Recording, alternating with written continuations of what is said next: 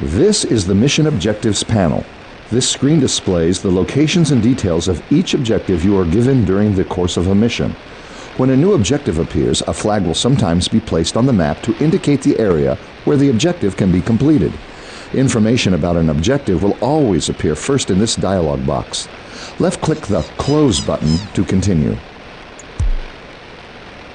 Place your mouse cursor over the flag that has just appeared and notice how the text on the right-hand side of the screen becomes highlighted. This is the objective that is associated with this flag. If you hold your mouse cursor over the flag long enough, a helpful tooltip will appear that explains the objective in greater detail. Tooltips offer useful information about almost any object found in the game and can be accessed just by hovering your cursor over anything you see. This screen also offers other useful information about your current mission. Located below your objectives is the Information button. Click it. Clicking the Briefing button will display the introductory mission briefing text. The History button provides historical background relative to the current mission, and the Hints button provides clues about the best way to accomplish your objectives if ever you become stuck. You can also pause and unpause the game at any time by pressing Shift Pause. Now press the Close button and press the Tab key to exit this screen. You can also get helpful information about every aspect of Empire Earth 2 by opening up the Empire Earth Encyclopedia. Go ahead and open it now by clicking on the icon in the upper right part of the screen. From here you can gain detailed information about any part of the game just by clicking the related topic on the left side of the screen. Feel free to return to browse through the topics as long as you'd like. When you are ready to continue with this tutorial, close the encyclopedia by clicking the large X at the bottom of the screen. By going into the Empire Earth Encyclopedia, you have also accomplished an objective. At any point during the scenario, if you are unsure what to do next, you can check your current objectives by going back to the Mission Objectives panel. Left-clicking the Objectives button located to the right of the epoch display in the top center of the screen will take you there. The Objectives button looks like a flag and flashes whenever your mission objectives are updated. You can also call up previous text messages or voiceovers by pressing the H key. Check your updated mission objectives now by selecting the icon or pressing Alt-O. Your next objective is to select a citizen. Yes? So let's go back to the main screen now. Press the Tab key to exit this screen. Now, please select one of your citizens by left-clicking on a unit in the middle of the screen. Good. Now look at the information provided in the Unit Information panel located in the bottom center right portion of your screen. The panel will provide valuable information such as hit points, attack rating, range and speed on any currently selected object. It will also display the unit's current loyalty rating, which is its resistance to being converted by enemy priests. The panel to the left of this one is the Unit Action panel. This lists all the abilities available to the selected object, including construction options, behaviors, special actions, and special powers. There are also other ways to select units besides left-clicking on them individually. You may also hold down the Shift key while clicking on different units to select a group. Other ways of selecting groups include holding down the left mouse button and dragging diagonally across the group to create a selection box. Releasing the button selects the units in the box.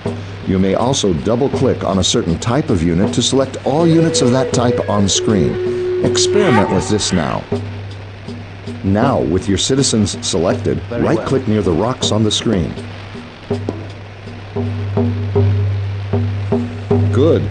That is the most common method for issuing a movement command in the game. Another method is to use the minimap, located in the lower left corner of your screen. The minimap is a top-down view of the entire play area of your current game. Black areas are places about which you have no knowledge, while dim areas are areas you have been but have no current information about. Brightly lit areas are those places within your line of sight. Left-clicking on a position on the minimap will shift your main view to that location. With your citizens selected, right-click on the minimap where a signal flare has just been placed to tell them to move there. Signal flares are used to attract your attention to important events. Sometimes it means you are under attack, and other times, like now, it is related to an objective. As your units move out, you can scroll the screen to follow them by pushing the mouse cursor to any edge of the screen or by using the arrow keys.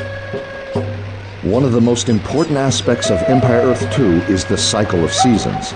In snow or rain, your units will move slower and their sight range will be reduced.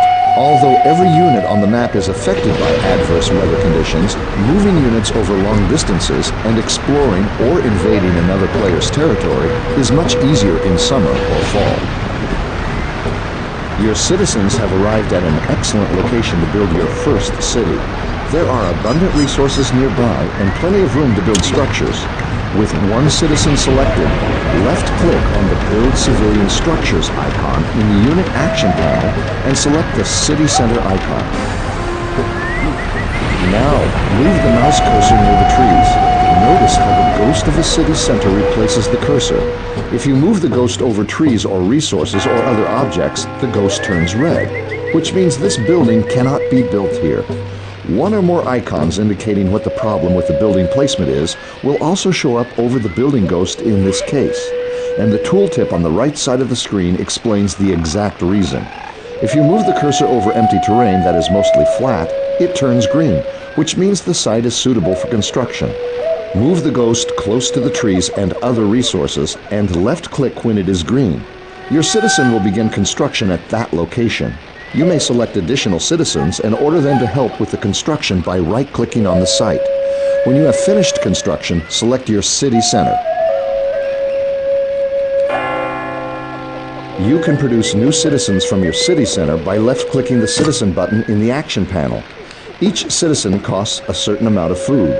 You can quickly check on how much food you currently have, as well as your stockpile of other resources, by looking at the icons at the bottom of the screen near the Object Information panel. From top to bottom, they are Population, Territories, Technology Points, Food, Wood, Stone, and Gold. There are also 2 slots for special resources, but in this tutorial, we'll just be talking about the basic resources of food, wood, stone, and gold, which are essential in constructing all units and buildings. The other resources will be covered in another tutorial. Produce as many citizens as your food stockpile will allow by clicking rapidly on the citizen icon. This queues up the production order for your convenience.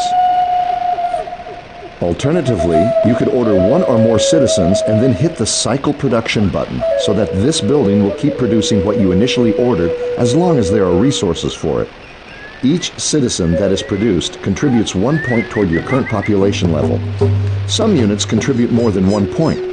When you reach your maximum population capacity, you will be unable to build more units until you expand. You expand by building more city centers and houses. As your citizens are produced, you can order them to collect more food from the nearby forage bush and gold from the nearby gold pile by selecting them and right-clicking on the appropriate resource. Citizens are the only units that can gather resources. They will gather as much as they can from that resource pile and carry it back to the nearest city center or warehouse that you own. Alternatively, you can select the Set Rally Point icon in the action panel of your city center and then left-click on a nearby resource. Your citizens will now begin to harvest that resource as soon as they are produced. Additionally, you can find and select idle citizens in order to give them tasks by clicking the Idle Citizen button, located second from the left under the minimap. As a further shortcut to this, you can assign citizens to resources in a very general way, just by clicking on a resource in your resource stockpile display in the lower central portion of your screen. Right-click to pick up a citizen from that resource, and left-click to assign an idle citizen to it. Now, gather 100 food, 100 stone, 100 wood, and 100 gold.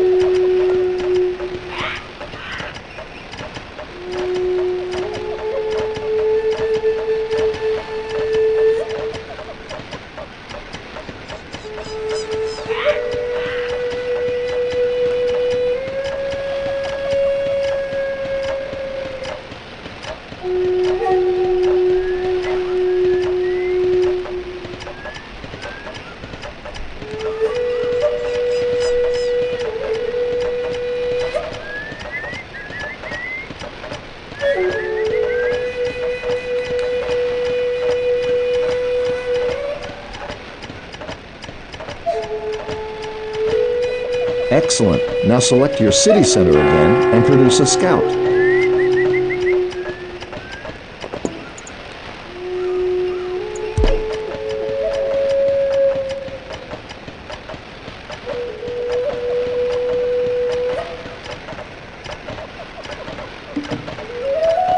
Order your scout to explore the area by selecting him and left-clicking the Explore button in his action panel. Units on Explore will try to reveal as much of the map as they can to the exclusion of any other task. This means they won't respond when attacked, so be careful who you choose to send out exploring. You can also choose to send a unit on a search and destroy mission. This setting also sends a unit to explore the map, except it makes the unit immediately engage the first hostile unit it sees until either one is dead. More powerful units than the scout are usually tasked with search and destroy. The last lesson of this tutorial is about how garrisoning can improve your resource collection efforts. Select your city center and then right-click on it. Note the rally flag is now on the building. This means that any citizen produced here will automatically garrison the building. The garrison display in the building's information panel shows you how many units are currently inside and the maximum number that can be garrisoned. Clicking on this will bring up a panel that shows what units are currently stationed there. Build a citizen now or select one of your other citizens and have it garrison the city center by pressing the G key and left-clicking the building. The information panel on the city center has now changed to show the new garrison level. As a result of garrisoning, all resources dropped off at this city center will have a percentage bonus applied to them as they enter your stockpile. The greater the garrison level, the greater the bonus. Congratulations on completing the first tutorial. The Aztecs have made their home and claimed their territory. They are well on their way to building a lasting empire that will be known for its wealth, culture, and power. Congratulations on finishing the first Empire Earth 2 tutorial.